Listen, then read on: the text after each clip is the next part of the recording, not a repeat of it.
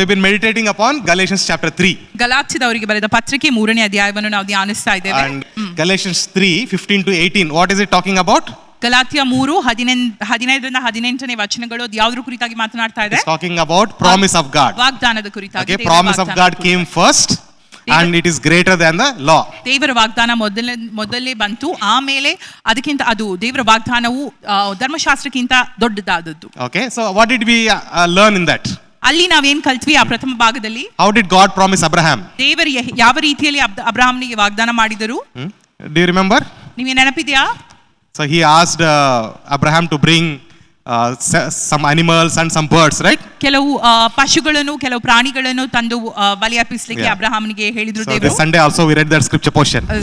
ಭಾನುವಾರ ಕೂಡ ನಾವು ಅದು ವಾಚನ ಭಾಗವನ್ನು ಧ್ಯಾನಿಸಿದೆವು. 3 lambs, 3 heifers, 3 rams, like that, 3 doves, 3 turtle doves. Like that he asked 3 kinds of birds, 3 kinds of animals. 3 ವಿಧವಾದಂತಹ ಪಕ್ಷಿಗಳು, 3 ವಿಧವಾದಂತಹ ಪ್ರಾಣಿಗಳನ್ನು ಬಲಿ ಅರ್ಪಣೆ ಮಾಡಲಿಕ್ಕೆ ಅಬ್ರಹಾಮನಿಗೆ ದೇವರು ಹೇಳ್ತಾರೆ. So God asked Abraham to cut them into half, put them on either side. ದೇವರು ಅಬ್ರಹಾಮನಿಗೆ ಹೇಳ್ತಾರೆ ಅದನ್ನು 2 ಭಾಗ ಮಾಡಿ ಒಂದು ಎಡ ಒಂದು ಬಲ ಬದಿಗೆ ಹಾಕಬೇಕೆಂಬುದಾಗಿ. So in the middle they are supposed to walk. ಮಧ್ಯದಲ್ಲಿ ಅವರು ನಡೆಯಬೇಕಾಗಿದೆ. Okay, it is a sign of covenant. ಅದು ಒಂದು ಒಡಂಬಡಿಕೆಯ ಒಂದು ಸಂಕೇತವಾಗಿದೆ. Okay, so when they are walking in the middle, ಅವರು ಮಧ್ಯದಲ್ಲಿ ನಡೆಯುವಾಗ the meaning is that if I break the covenant, whatever happened to these animals will happen to me. ಅದರ ಅರ್ಥ ಏನೆಂಬುದಾಗಿ ಹೇಳಿದ್ರೆ, ನಾನು ಈ ಒಡಂಬಡಿಕೆಯನ್ನು ಮುರಿದು ಹಾಕಿದ್ರೆ ಈ ಪ್ರಾಣಿಗಳಿಗೆ ಯಾವ ಸ್ಥಿತಿ ಆಯಿತು ಅದೇ ನಂಗಾಗುತ್ತದೆ ಎಂಬ. So these birds and animals, they were cut, right? Blood was shed.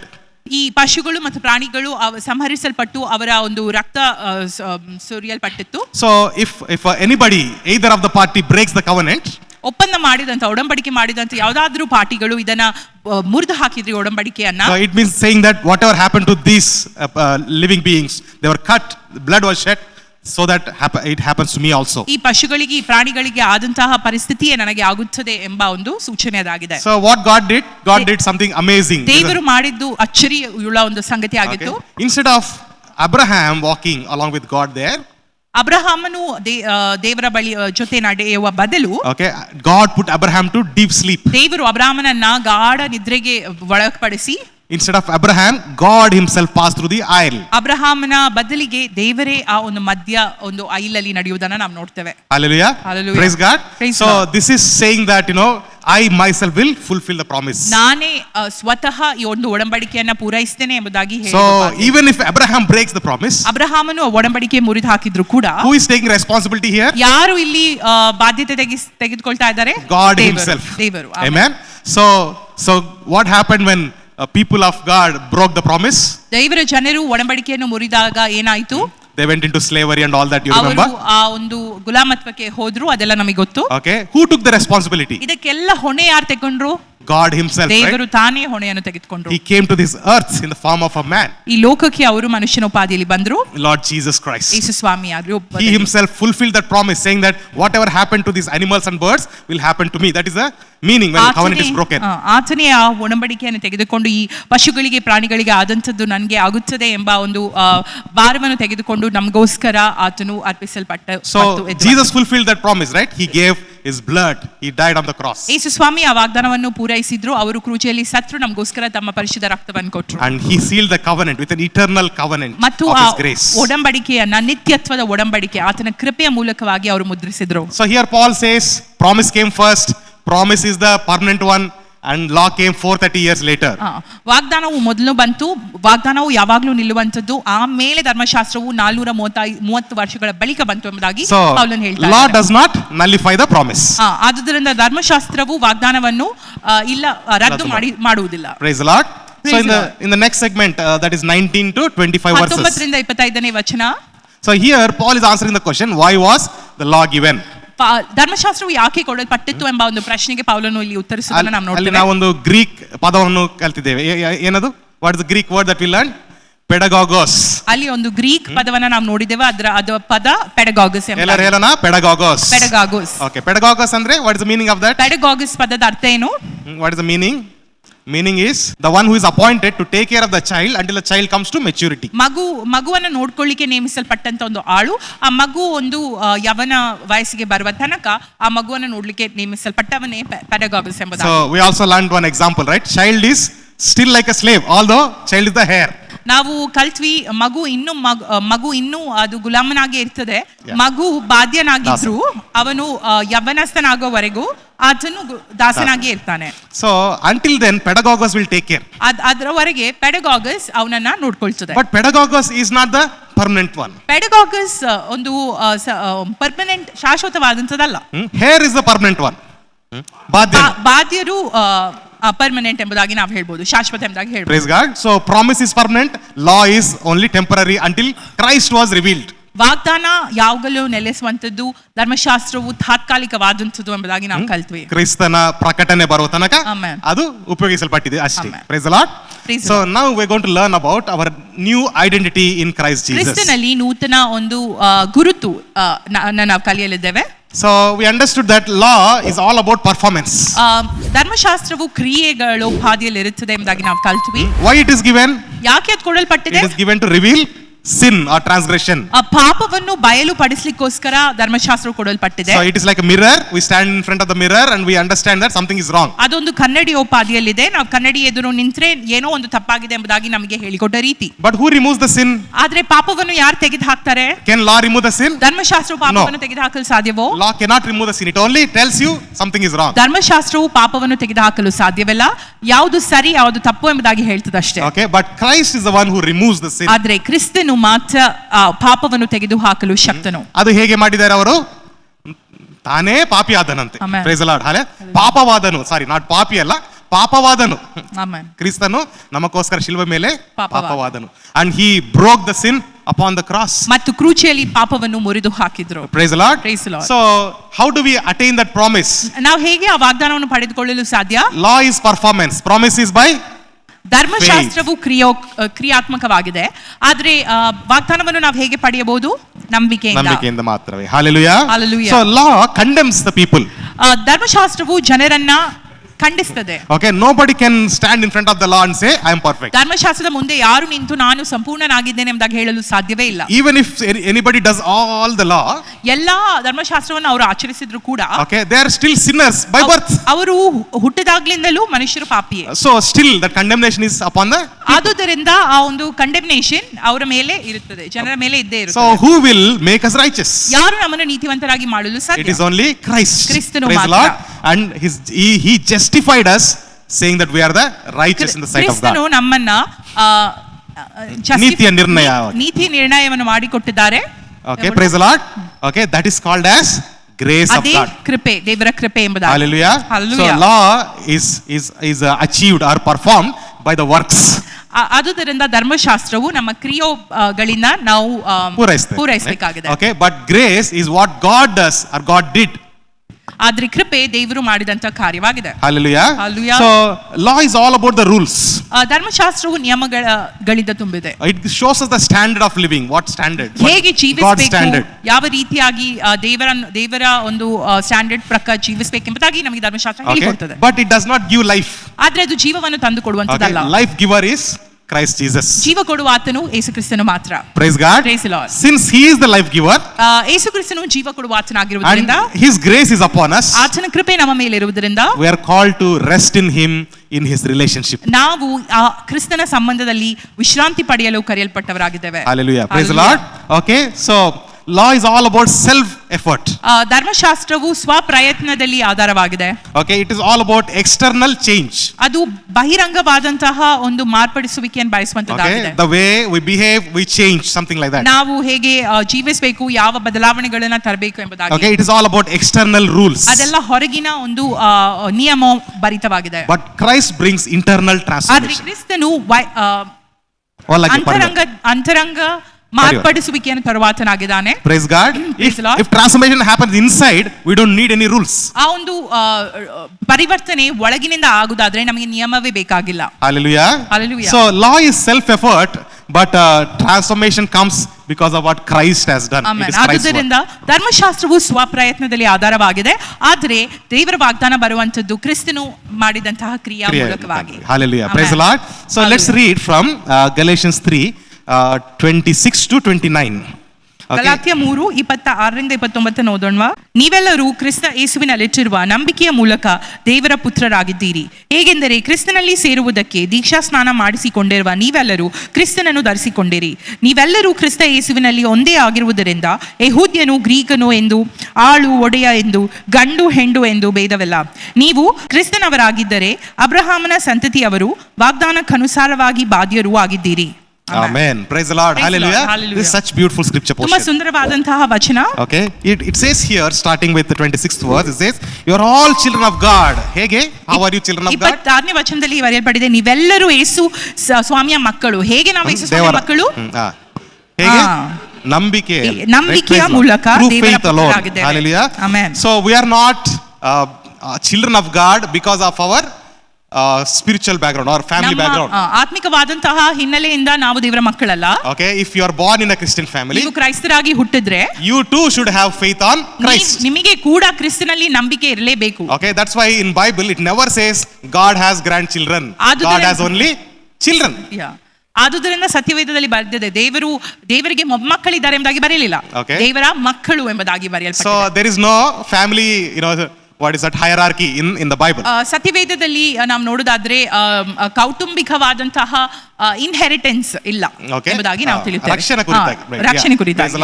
So then according to law also we are not children of God. ಧರ್ಮಶಾಸ್ತ್ರದ ಅನುಸಾರವಾಗಿ ಕೂಡ ನಾವು ದೇವರ ಮಕ್ಕಳಲ್ಲ. So if you see according to law we will be somewhere down in the line. ನೀವು ಧರ್ಮಶಾಸ್ತ್ರದ ಪ್ರಕಾರ ನೋಡಿದರೆ ನಾವೆಲ್ಲ ಕೆಳಗೆ ಇರಬೇಕು. Okay, but it is only by faith in Jesus. ಕ್ರಿಸ್ತನಲ್ಲಿರುವ ನಂಬಿಕೆಯಿಂದ ಮಾತ್ರ ನಾವು ಆತನ ಮಕ್ಕಳಾಗಿದ್ದೇವೆ. According to if any of us is from Jewish background, will we become children of God? ನಾವು ಯಾರಾದರೂ ಯೆಹೂದ್ಯರ ಬ್ಯಾಕ್ಗ್ರೌಂಡ್ ಇಂದ ಆಗಿದ್ರೆ ನಾವು ದೇವರ ಮಕ್ಕಳಾಗ್ತೀವಾ? ಇಲ್ಲ, ಸಾಧ್ಯವಿಲ್ಲ. Praise the Lord. So ಇನ್ನು ಪೌಲನು ಇನ್ನೂ ಒಂದು ಹೆಜ್ಜೆ ತಗೊಂಡು ಹೇಳ್ತಾನೆ, ಅಬ್ರಹಾಮನ ಸಂತತಿ ಆಗಬೇಕಾದ್ರೂ ಕೂಡ ನಿಮಗೆ ಏನಿರ್ಬೇಕಂತೆ? ವಿಶ್ವಾಸ ಇರಬೇಕು. Praise the Lord. ನಂಬಿಕೆ, right? So only through faith. ನಂಬಿಕೆಯಿಂದ ಮಾತ್ರ. Hallelujah. You turn to neighbor and tell them you are child of God through faith. ನಿಮ್ಮ ಪಕ್ಕದವರ ತಿರುಗಿ ಹೇಳಿ, ನೀವು ದೇವರ ಮಕ್ಕಳು ನಂಬಿಕೆಯಿಂದಲೇ ಆಗಿದ್ದೀರಿ. Praise the Lord. Hallelujah. So he says you are clothed yourself with Christ. ನೀವು ಕ್ರಿಸ್ತನನ್ನು ಧರಿಸಿಕೊಂಡಿದ್ದೀರಾ ಎಂಬುದಾಗಿ ಹೇಳ್ತಾ ಇದ್ದಾರೆ. Praise God. Hallelujah. So what is the meaning of that?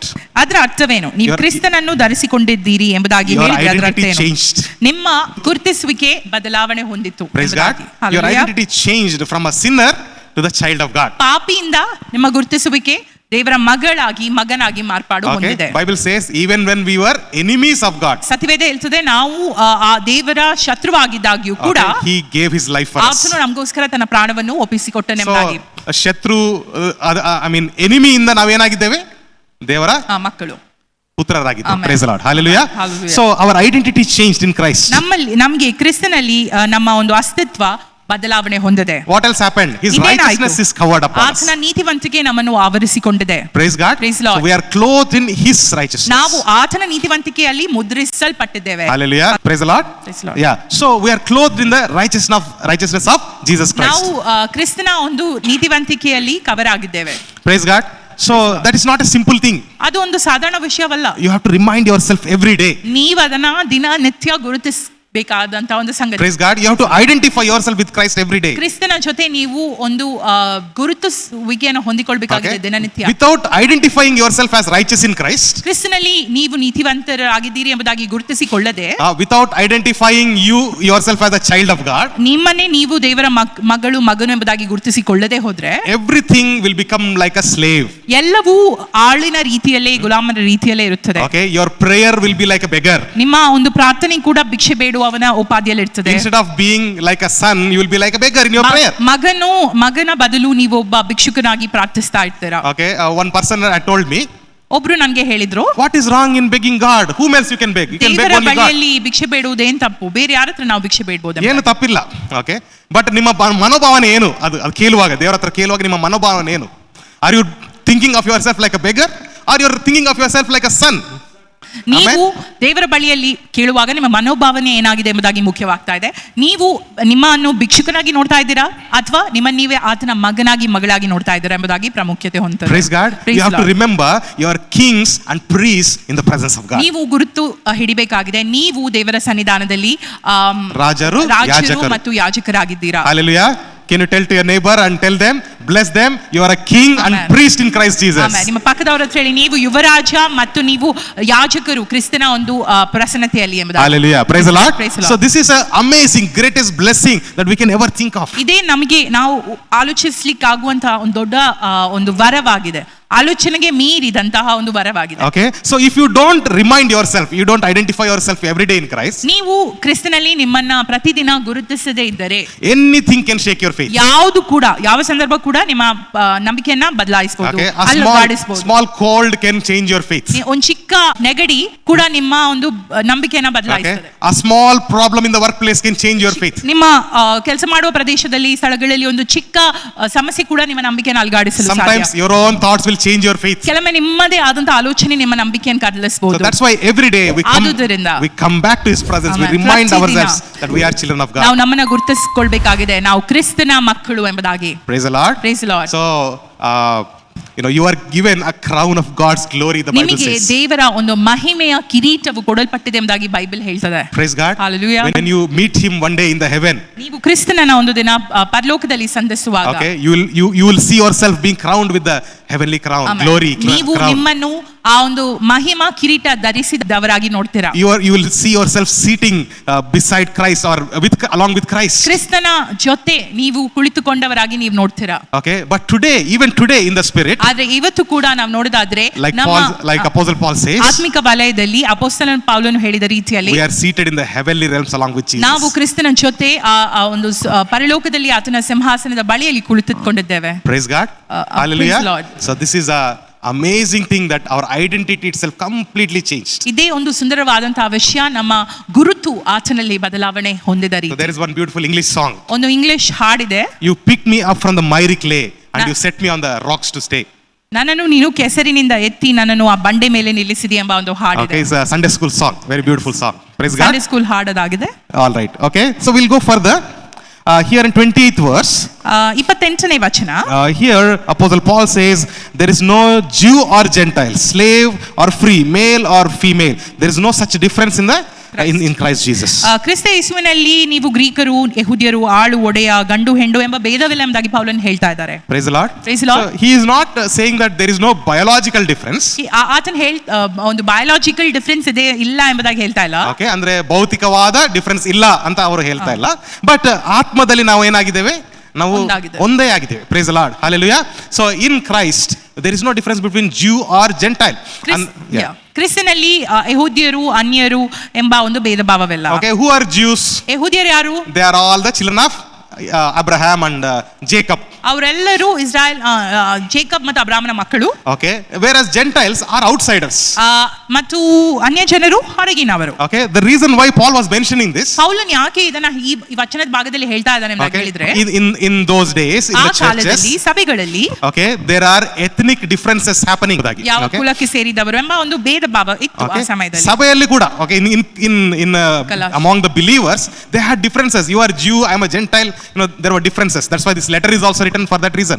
ಆ ಗಲಾತ್ಯ ಸಭೆಯಲ್ಲಿ ಬೇರೆ ಕುಲ, ಆ ಕುಲ ಎಂಬ ಒಂದು ವ್ಯತ್ಯಾಸಗಳು ಇದ್ದದ ಕಾರಣ ಪೌಲನು ಗಲಾತ್ಯದವರಿಗೆ ಪತ್ರಿಕೆಯನ್ನು ಬರಿತಾ ಇದ್ದಾನೆ. So when we read a letter to Philemoniಗೆ ಬರೆದ ಪತ್ರಿಕೆಯಲ್ಲಿ ನಾವು ಓದುವಾಗ, we understand very clearly, ನಮಗೆ ಅರ್ಥವಾಗ್ತದೆ. Okay, we understand very clearly that in those days there were slaves and the masters. ಆ ಸಮಯದಲ್ಲಿ ಮಾಸ್ಟರ್ಸ್ ಇದ್ರು, ಒಡೆಯರಿದ್ರು ಮತ್ತು ಆಳುಗಳಿದ್ರು ಎಂಬುದಾಗಿ. Okay, so that culture was there.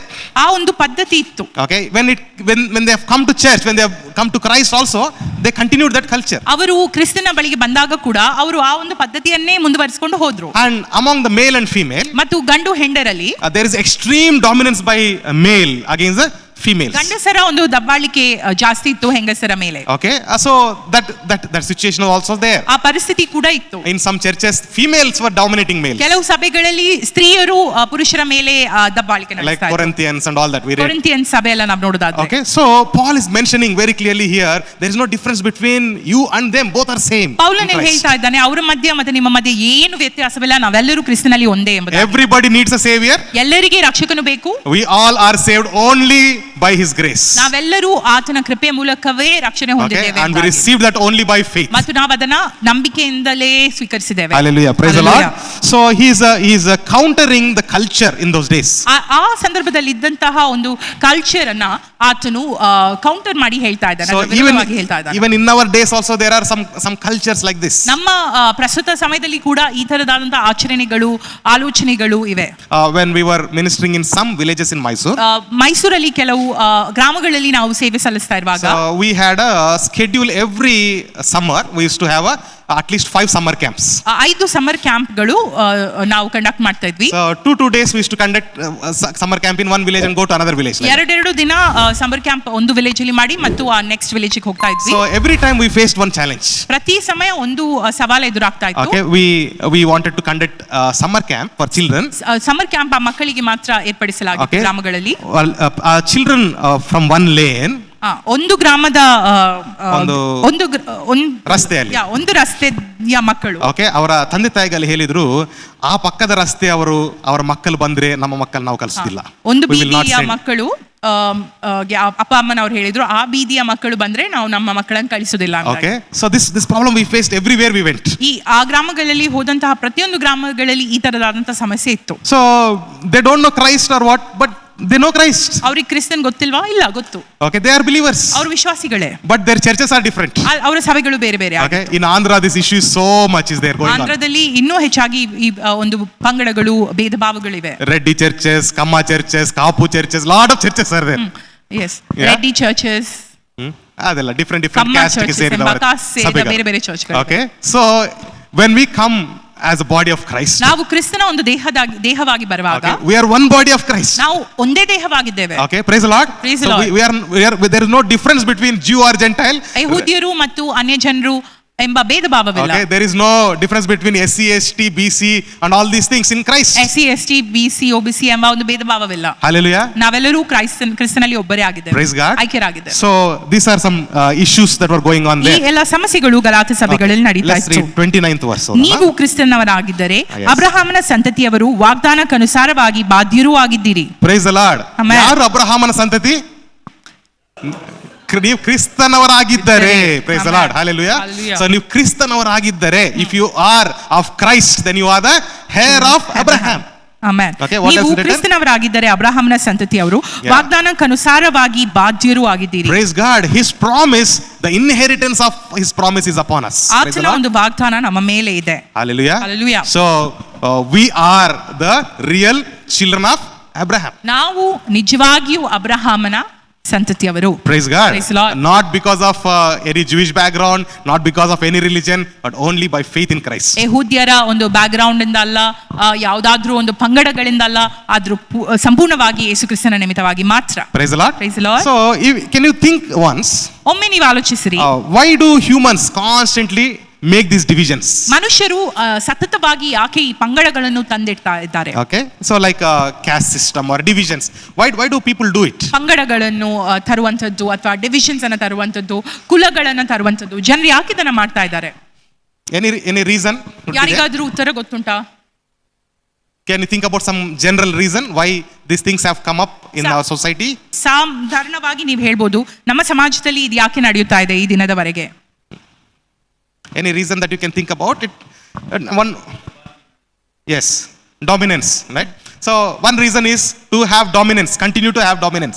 ಒಬ್ಬರು ಇನ್ನೊಬ್ಬರ ಮೇಲೆ ದಬ್ಬಾಳಿಕೆ ನಡೆಸಲಿಕ್ಕೋಸ್ಕರ ಒಂದು ಆಶೆಯನ್ನ ಮಾಡ್ತಿರ್ಬೋದು. So in our nation, the upper class people are only 3%. ನಮ್ಮ ಒಂದು ರಾಷ್ಟ್ರದಲ್ಲಿ, ನಮ್ಮ ದೇಶದಲ್ಲಿ ಶ್ರೇಷ್ಠ ಕುಲ, ಉನ್ನತ ಕುಲಕ್ಕೆ ಸೇರಿದವರು 3% ಅಂತೆ, 3%. But the 3% are controlling the rest of the 97%.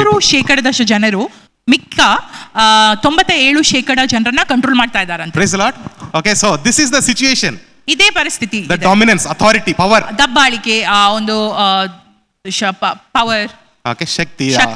Okay, so but when you come to Christ, ಆದ್ರೆ ನೀವು ಕ್ರಿಸ್ತನ ಬಳಿ ಬರುವಾಗ, there is no difference like that. ಯಾವ ವ್ಯತ್ಯಾಸವಿಲ್ಲ. It doesn't matter whether you are high class or low class. ನೀವು ಮೇಲಿನವರು ಕೀಳವರು ಎಂಬ ಭೇದ ಭಾವವಿಲ್ಲ. So that's why when message of gospel came to India, ಆದುದರಿಂದ ಕ್ರಿಸ್ತನ ಒಂದು ಮೆಸೇಜ್, ಕ್ರಿಸ್ತನ ಒಂದು ರಕ್ಷಣೆಯ ಒಂದು ಮೆಸೇಜ್ ಈ ಭಾರತ ದೇಶಕ್ಕೆ ಬಂದಾಗ, historically if you see, all the low class people came running to churches. ಚಾರಿತ್ರಿಕವಾಗಿ ನೋಡೋದಾದ್ರೆ ಎಲ್ಲಾ ಕೀಳು ಕುಲಕ್ಕೆ ಸೇರಿದ ಜನರೇ ಸಭೆಗೆ ಓಡಿಕೊಂಡು ಬಂದರು. Okay, so because ಯಾಕೆ ಗೊತ್ತಾ? they were treated differently in their society. ಯಾಕಂದ್ರೆ ಅವರ ಸಮಾಜವು ಅವರನ್ನು ಬೇರೆ ರೀತಿಯಲ್ಲಿ ನೋಡ್ತಾ ಇತ್ತು. Okay, but after coming to church, ಆದ್ರೆ ಸಭೆಗಳಿಗೆ ಬಂದಾಗ we should make sure that we show that love. ಅವರಿಗೆ ಆ ಪ್ರೀತಿಯನ್ನು ತೋರಿಸಲಿಕ್ಕೆ ನಾವು ನೆರವಾಗಬೇಕಾಗಿದೆ. Okay, we should not be a channel of indifference. ನಾವು ಭೇದ ಭಾವವನ್ನು ತರುವವರಾಗಬಾರದು. Okay, so we should not never show difference of rich and poor.